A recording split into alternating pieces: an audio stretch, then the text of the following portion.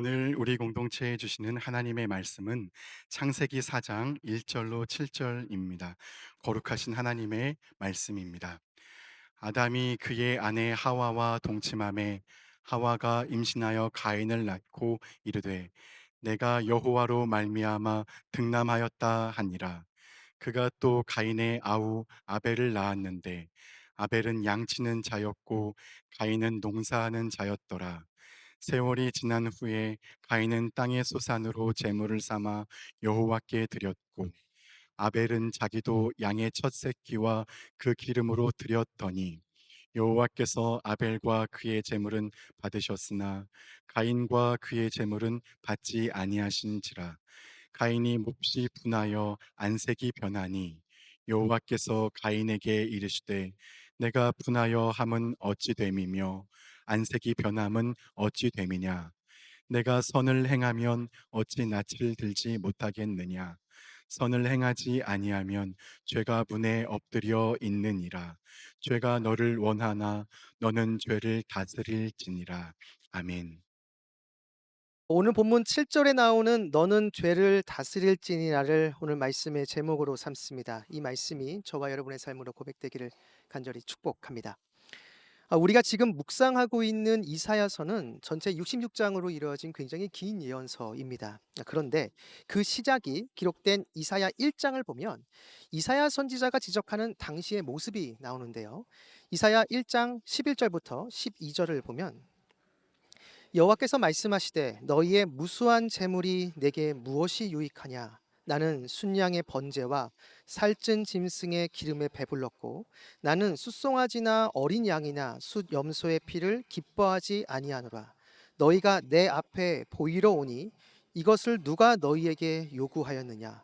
내 마당만 밟을 뿐이니라. 하나님께서 이스라엘 백성들에게 제사를 드리지 말라라고 말씀하십니다. 그들이 바치는 무수한 제물에 질렸다라는 것이죠. 더 나아가 이러한 제사를 하나님께서 기뻐하시지 않는다라고 이야기를 합니다. 이렇게 된 이유는 이스라엘 백성들이 제사는 드리지만 정작 그들의 일상의 삶에 하나님의 백성으로서의 삶이 실종됐기 때문입니다. 제사는 드립니다. 정해진 시간에 정해진 절차에 의해서 그들은 정확하게 제사를 드립니다. 문제는 그들이 제사를 드리러 오기까지의 일상의 삶이 하나님이 기뻐하시지 않는 모습들이 있었다는 데 있습니다. 그들의 일상의 삶은 하나님과 상관없이 살았고 하나님 뜻, 하나님 말씀에 순종하지 않는 그러한 모습들이 있었다라는 것이죠. 그러다가 때가 되면 습관대로 해왔던 대로 성전에 가서 제사를 드렸던 것입니다. 바로 이러한 모습 때문에 하나님은 그들의 제사를 받지 않는다라고 말씀하시고 그들이 제사를 드리러 오는 것이 아니라 그냥 성전 마당만 밟고 가는 것뿐이다라고 하나님께서 말씀하십니다. 제사와 삶이 분리된 모습인 것이죠. 오늘 본문 창세기 4장은 바로 이러한 모습의 역사가 굉장히 오래됐다라는 것을 우리에게 보여줍니다. 아담과 하와가 하나님께 범죄한 후 에덴 동산에서 쫓겨납니다. 그리고 그들은 자녀를 출산합니다. 오늘 본문을 보면 가인과 아벨을 낳았다고 말합니다. 가인은 농사를 짓는 사람이었고 동생 아벨은 양을 치는 자, 즉 목축을 하는 사람이었습니다. 시간이 지난 후 이 두 사람은 하나님께 제사를 드립니다. 아마도 이 제사는 하나님께서 아담과 하와에게 알려주신 것으로 볼 수 있습니다. 에덴 동산에서 쫓겨난 후 하나님과의 관계가 완전히 단절되지 않고 하나님과 소통할 수 있는 방법으로 바로 이 제사를 하나님께서 알려주신 것이죠. 어찌됐든 가인과 아벨은 하나님께 제사를 드립니다. 가인은 농사를 짓던 사람이었기에 그는 땅의 소산, 즉 자신의 수확물로 하나님께 제사를 드립니다. 그리고 아벨은 목축을 하는 사람이었기에 그의 양의 첫 새끼와 기름으로 제물을 드립니다. 그런데 본문을 보면 하나님께서 아벨의 제사는 받으셨는데 가인의 제사를 받지 않았다라고 말씀하십니다. 본문 4절과 5절을 보면 여호와께서 아벨과 그의 제물은 받으셨으나 가인과 그의 제물은 받지 아니하신지라. 하나님께서 가인의 제물은 받지 않으시고 아벨의 제물은 받으셨습니다. 그 결과 우리는 이 이후에 어떤 일이 벌어졌는지 다 알고 있습니다. 바로 인류 최초의 살인 사건이 발생합니다. 에덴 동산에서 쫓겨나서 인간이 목도한 첫 죽음이 시간이 흘러서 수명이 다 되어 죽은 것이 아니라 한 사람이 다른 사람을 죽이는 일로 이 죽음을 경험하게 된 것이죠. 하나님처럼 되고자 선악과를 먹었지만 하나님은커녕 정해진 삶도 다 살지 못하고 죽는 일이 벌어지게 된 것입니다. 많은 사람들이 이 사건을 접하면서 의문을 갖습니다. 왜 하나님께서 가인의 제물을 받지 않으셨는가? 가인의 제물을 받으셨다면 이런 불상사가 일어나지 않았을 텐데 왜 하나님께서는 가인의 제물을 받지 않으시고 아벨의 제물만 받으셨는가? 사실 성경에는 이것에 대한 정확한 답이 나오지 않습니다. 그래서 많은 사람들이 이것에 대한 여러 의견을 얘기했는데요. 몇 가지만 살펴보면 이렇습니다. 하나님은 동물 제사를 원했다는 것이죠. 동물 제사를 원하는데 가인이 곡물로, 그러니까 곡식으로 제사를 드린 겁니다. 그래서 하나님이 이 가인의 제사를 받지 않았다는 것이죠.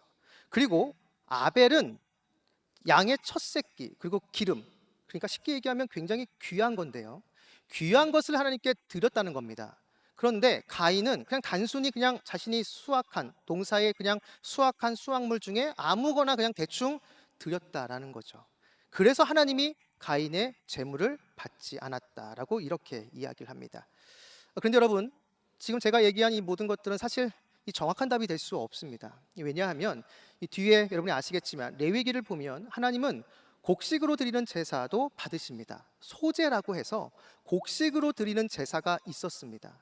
하나님은 그러한 제물도 받으십니다. 그리고 가인이 그냥 수확물, 땅의 수확물로 땅의 소산으로 드렸다고 하는데 사실 이 말이 자기가 첫 번째로 수확한 것을 정성스레 하나님께 드린 것일 수도 있습니다. 그러니까 이러한 모든 것들이 사실 정확한 답이 될 수 없는 것이죠. 그렇다면 그 이유가 무엇인가? 바로 그 답은 아까 우리가 살펴봤던 4절과 5절 말씀에 있습니다. 그 본문을 다시 한번 보면 여호와께서 아벨과 그의 제물은 받으셨으나 가인과 그의 제물은 받지 아니하신지라. 아벨의 제물은 받으시고 가인의 제물을 받지 않았다라고 하는데 여러분 자세히 보면 하나님께서 그 앞에 무언가를 받고 무언가를 받지 않았다라고 이야기하십니다. 즉 아벨과 그의 제물은 받으셨고 가인과 그의 제물은 받지 않았다라는 것이죠. 여러분 이 말은 이런 겁니다. 하나님께서 아벨의 제물을 받기 전에 그 제물을 드린 아벨, 그 사람을 먼저 받으셨다는 것이죠. 그리고 가인의 제물을 거부하시기 전에 그 제물을 드린 그 사람, 그 가인을 먼저 거부하셨다라는 겁니다. 그렇다면 이게 무슨 의미인가? 아마도 하나님께서는 보신 것 같습니다. 바로 가인과 아벨, 이 두 사람의 일상의 삶이 어떠했는지 하나님이 봤다라는 거죠. 물론 성경에는 이 두 사람이 일상의 삶 어떻게 살았는지는 나와 있지 않습니다. 그런데 아마도 가인은 평상시 하나님과 상관없는 그러한 삶을 살았던 것 같습니다. 자신의 욕망을 쫓아가는 그러한 삶을 살아가다 시간이 돼서 지금 하나님께 제사를 드리는 거죠. 반면 아벨은 하나님과 동행하며 그래도 하나님 말씀대로 순종하려고 하는 노력하는 그러한 모습이 있었던 것 같습니다. 그러한 삶을 사다가 지금 시간이 돼서 하나님께 제사를 드리러 온 것입니다. 하나님께서는 바로 이 두 사람의 삶을 보신 것이죠. 제물 이전에 제사를 드리는 사람을 먼저 보신 겁니다. 그러니 가인을 먼저 받지 않으셨으니까 그 가인이 바치는 그 제물도 하나님이 당연히 받지 않으신 겁니다. 제물을 드리는 아벨을 먼저 기쁘게 받으셨으니까 그 제물을 드린 아벨이 드린 그 제물 역시도 하나님께서 기쁘게 받으셨다라는 것이죠. 결국 삶이었다는 겁니다. 하나님은 제물을 먼저 보시지 않습니다. 그 제물을 드리는 사람을 먼저 보십니다. 그 사람이 하나님 앞에서 합당한 삶을 살아가는 사람이라고 한다면 그 사람이 드리는 제사, 그 사람이 드리는 그 제물을 하나님이 기쁘게 받으십니다. 하지만 그 사람이 하나님 앞에서 하나님과 상관없이 하나님을 믿는다라고 얘기하면서도 자신의 뜻, 자신의 욕망을 쫓아 살아가는 사람이라고 한다면 그 사람이 아무리 어떠한 수많은 제물을 드린다 할지라도 하나님은 그 제물을 거부하신다라는 것이죠. 사랑하는 여러분, 우리 모두는 주님께 예배자로 부름 받았습니다. 예수님을 믿고 예수님을 통해 구원받았다고 말하는 우리 모두는 바로 예수님을 예배하는 예배자입니다. 그런데 우리가 주님께 올려드리는 이 예배, 우리 주님께서 무조건 우리 예배를 다 받으시는 것이 아닙니다. 어떤 사람이 드리는 예배를 기쁘게 받으시지만 또 어떤 사람이 드리는 예배를 거부하십니다. 그 이유는 그 예배를 드리는 그 사람의 문제인 것이죠. 예배를 드리고 오기까지의 일상의 삶에서 얼마나 주님과 동행하는 삶을 살았는지, 얼마나 하나님 말씀에 순종하며 살아왔는지가 중요하다라는 겁니다. 물론 우리는 완벽한 삶을 살 수는 없습니다. 우리 안에 연약함과 부족함이 분명히 있기 때문이죠. 하지만 중요한 것은 그럼에도 불구하고 우리의 일상의 삶에서 하나님 말씀대로 살기 위해서 그런 몸부림치는 모습이 있냐라는 겁니다. 연약하고 부족하지만 그럼에도 내 삶 한가운데서 주님과 동행하기 위해서 그 말씀대로 그 뜻에 순종하려고 하는 그러한 노력의 흔적이 내 삶 가운데 있냐라는 것입니다. 그러한 몸부림, 그러한 노력 전혀 없이 그냥 세상 속에서 세상 흘러가는 대로 세상 사람들과 전혀 구별되지 않는 그러한 삶을 살다가 시간이 돼서 주일날 이렇게 와서 예배를 드린다? 오늘 본문은 바로 그러한 예배를 다시 한번 생각해 보라고 우리에게 경고하고 있는 겁니다. 우리가 삶의 예배에 정성과 노력을 기울이지 않으면 주일날 한 번 드리는 이 예배에 결코 성공할 수 없습니다. 하지만 많은 사람들이 이 가인의 실수를 반복합니다. 오늘 본문에 나오는 이 가인의 이 모습을 분명 이스라엘 백성들이 알았음에도 설교 서두에 말했던 것처럼 이사야 선지자는 이사야 1장에 자신의 동시대 사람들에게 가인의 길을 가고 있다라고 지적합니다. 그들도 삶 따로 예배 따로의 인생을 산 것이죠. 그리고 이 시대를 살아가는 많은 그리스도인들에게도 이러한 동일한 모습이 나타나고 있습니다. 우리들도 가인의 실수를 반복하고 있는 것이죠. 여기서 우리가 조금 더 눈여겨봐야 할 것은 가인의 삶이 이 예배의 자리를 통해 드러났다라는 것입니다. 하나님께서 가인의 제사를 받지 않으므로 가인이 어떠한 삶을 살아왔는지가 바로 이 예배의 자리에서 드러났다라는 것이죠. 그런 의미에서 우리가 드리는 이 예배는 우리가 평가받는 자리입니다. 예배는 내가 단순히 하나님께 찬양과 기도를 올려드리고 헌금을 드리는 자리가 아닙니다. 1시간 동안 좋은 소리 듣고 좋은 곳을 보는 그러한 관람하는 자리가 아닙니다. 예배의 자리는 내가 예배를 드리러 오기까지의 나의 삶을 주님 앞에서 평가받는 자리입니다. 그렇다면 여러분, 우리는 예배의 순간만을 준비하는 사람이 아니라 예배로 나아가는 삶 전체를 준비하는 사람이 되어야 합니다. 일주일의 삶이 하나님 앞에 온전히 드려질 때 우리의 예배도 비로소 하나님께서 기뻐 받으시는 예배가 됩니다. 예배는 1시간 동안 진행되는 종교 행위가 아니라 우리의 일주일의 삶이 주님 앞에 평가받는 자리입니다. 그렇기에 오늘 우리의 삶의 자리에서부터 하나님을 기억하고 그분의 뜻에 순종하며 살아가는 것이 바로 참된 예배의 시작인 것이죠. 우리는 절대로 가인의 길을 가서는 안 됩니다. 바라기는 월요일부터 토요일까지의 우리의 삶의 예배를 주님께 온전히 드림으로 주일에 드리는 이 예배가 주님께서 기뻐 받으시는 예배가 되고 또 그 주님으로부터 우리 모두가 참된 예배자라고 인정받는 저와 여러분, 우리 모두가 되기를 주님의 이름으로 축복합니다. 계속해서 본문을 보면 이렇게 하나님께 거절당한 가인의 반응이 5절 후반부에 나옵니다. 5절 후반부를 보시면 가인이 몹시 분하여 안색이 변하니, 이것을 직역하면 가인에게 큰 분노가 일어났고 그의 얼굴이 떨어졌다입니다. 그러니까 화가 나서 가인이 지금 고개를 숙이고 분을 내고 있는 것이죠. 어쩌면 자신이 지금 화가 난 모습을 보여주기 싫어서 고개를 숙인 것일 수도 있습니다. 그런데 저는 이 부분을 묵상하면서 이 창세기 3장, 아담과 하와가 범죄한 후 나타난 죄의 결과, 그러니까 즉 인간에게 나타난 모습을 지금 가인이 잘 보여준다라고 생각합니다. 그것은 죄는 철저히 자기 자신만을 생각한다라는 것이죠. 여러분 한번 생각해 보시기 바랍니다. 창세기 3장에서 아담과 하와가 범죄한 후 에덴 동산에서 쫓겨났습니다. 그러면 아담과 하와에게 있어서 가장 큰 바램, 가장 큰 소망이 있다면 무엇일까요? 네, 에덴 동산으로 다시 돌아가는 겁니다. 그러니까 하나님과의 관계가 회복되는 거죠. 그런데 여러분 이거는 인간의 힘으로는 불가능합니다. 바로 하나님이 이것을 아셨기 때문에 하나님과 인간이 소통할 수 있는 그 방법을 인간에게 알려주신 겁니다. 그게 제사인 거죠. 바로 아담에게 제사라는 방법을 하나님이 알려주셨고 그 아담의 아들 가인과 아벨이 지금 제사를 드리는 것이죠. 그런데 그 제사 중 가인의 제사를 하나님이 거부하시고 아벨의 제사를 받으셨습니다. 아벨의 제사를 받은 거예요. 그러면 하나님께서 인간이 드리는 그 제사를 받았다. 이 말은 하나님과 인간이 다시 그 관계가 회복될 수 있다라는 희망과 소망을 주는 겁니다. 그렇죠. 그러면 아담을 비롯한 그 모든 가족들은 기뻐해야 됩니다. 감사해야 되죠.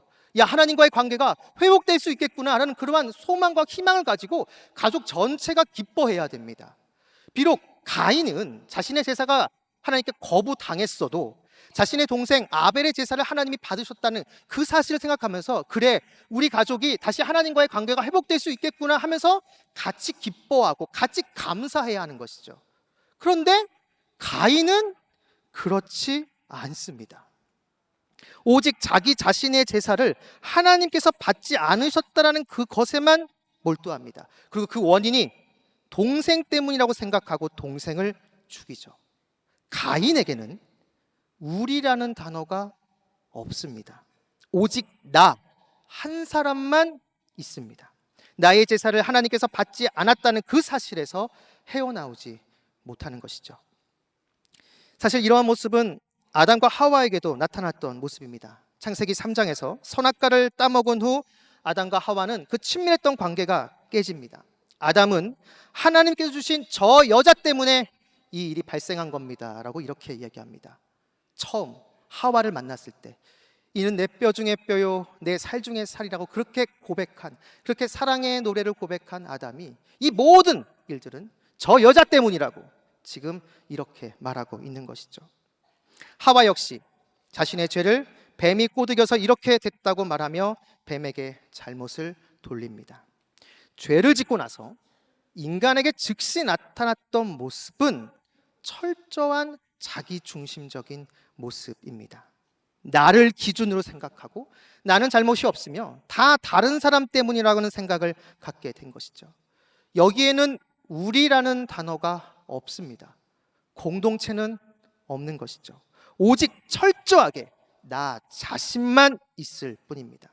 바로 지금 이 모습이 그대로 지금 가인에게 나타나고 있습니다.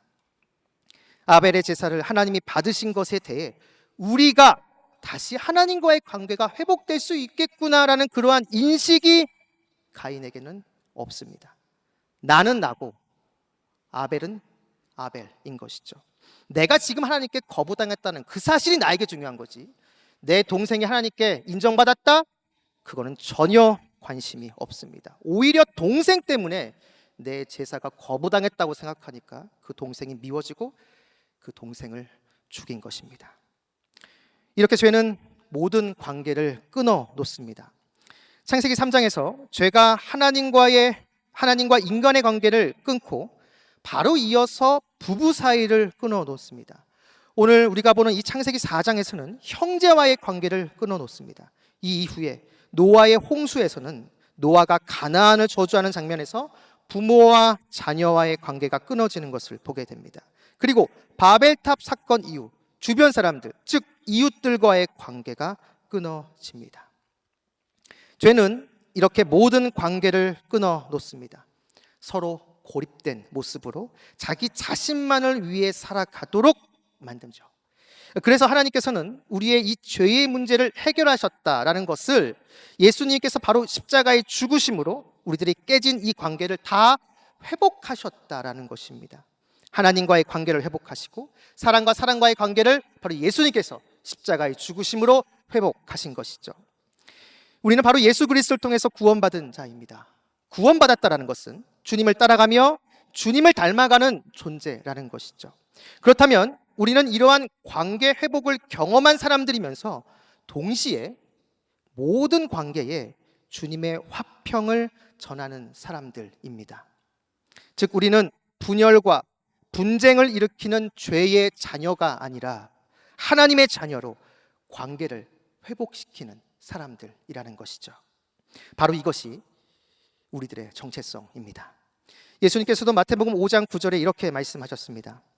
화평하게 하는 자는 복이 있나니 그들이 하나님의 아들이라 일컬음을 받을 것이며, 화평하게 하는 자는 하나님의 아들이라 일컬음을 받는다라고 말합니다. 그런데 여러분, 이걸 거꾸로 해도 성립이 됩니다. 하나님의 자녀라면 화평케 하는 사람이라는 것이죠.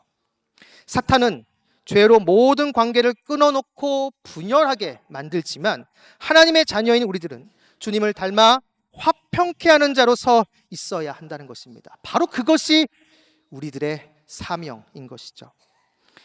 우리는 화평케 하는 자로 부름받았습니다.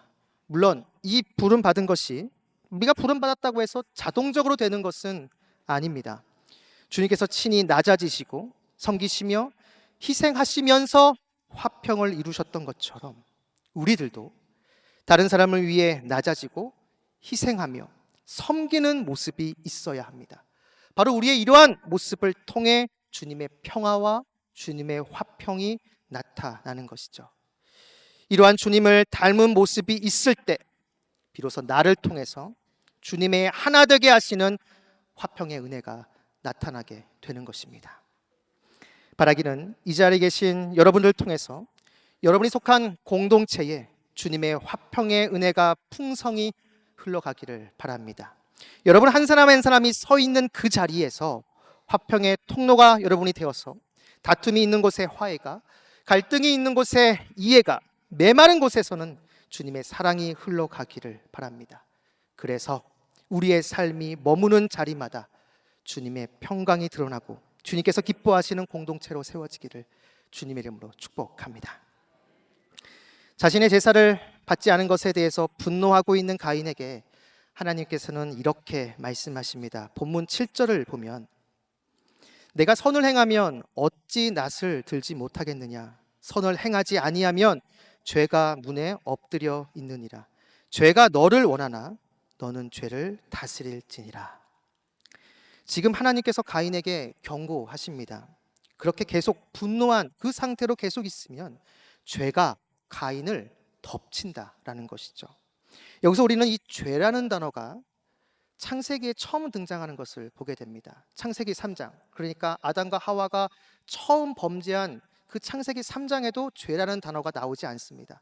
창세기에 죄라는 단어가 처음 나오는 것이 바로 오늘 본문 7절입니다. 하나님께서는 죄를 마치 인격적인 존재로 묘사합니다. 맹수가 먹이를 노리고 있듯이 지금 죄가 기회만 되면 가인을 집어삼킬 듯 지금 노리고 있다라는 것이죠. 그러니 조심하라고 지금 하나님께서 가인에게 경고하고 있는 겁니다. 그런데 이 문장을 잘 보면 지금 하나님은 현재와 미래를 향해서 말씀하고 있습니다. 즉 지금 분노 가운데 계속 있지 말고 그것을 잘 관리해서 죄가 너를 덮치지 않도록 조심하라는 것이죠. 현재와 미래를 향해 우리 하나님께서는 말씀하고 계십니다. 하지만 가인은 하나님의 이 말씀을 마음에 새기지 않습니다. 오히려 죄가 자신을 집어삼키도록 내버려 두죠. 결국 하나님께 경고를 하셨음에도 불구하고 가인은 동생 아벨을 죽입니다. 가인은 계속해서 과거에 매여 있습니다. 하나님께서 자신의 제사를 받지 않았다는 그 사실, 그 과거에 매여 있습니다. 하나님은 지금 현재와 미래를 향해서 말씀하고 계시는데 정작 가인은 그 말을 듣지 않고 자신의 과거, 하나님께서 나의 제사를 받지 않았다는 그 과거에 매달려 있는 것이죠. 결국 그러다가 죄가 가인을 집어삼킨 것입니다. 하나님께서 가인의 제사를 받지 않으신 이유, 앞에서 살펴본 것처럼 제사를 드리러 오기까지의 그 가인의 삶에 문제가 있었기 때문입니다. 그런데 하나님은 본문에서 그것에 대해서 직접적으로 질책하거나 가인에게 호통치시지 않습니다.